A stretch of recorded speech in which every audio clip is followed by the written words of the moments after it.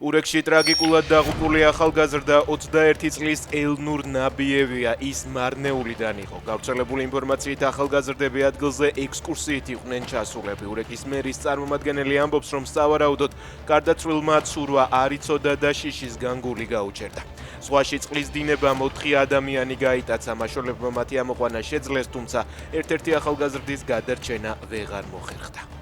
პროსტიტუციის ხელშეწყობისა და პროსტიტუციისთვის ადგილის გადაცემის ბრალდებით თბილისსა და ქუთაისში 14 პირი დააკავეს. შინაგან საქმეთა სამინისტრომ 9 ობიექტი დაალუქა. უწყების ინფორმაციით დაკავებულები არიან საქართველოს, ჩინეთისა და ტაილანდის მოქალაქეები. გამოძიების მიხედვით ბრალდებულები ობიექტებში დასაქმებულ ქალებს კლიენტების მოძიებაშიც ეხმარებოდნენ და სანაცვლოდ თანხას იღებდნენ. უკრაინა მოსკოვის ნავთობგადამამუშავებელი ქარხნის ორივე მთავარი დანადგარი მწყობრიდან გამოიყვანა. დრონებით თავდასხმისას დაზიანდა ნავთობის გადამამუშავებელი ბლოკი.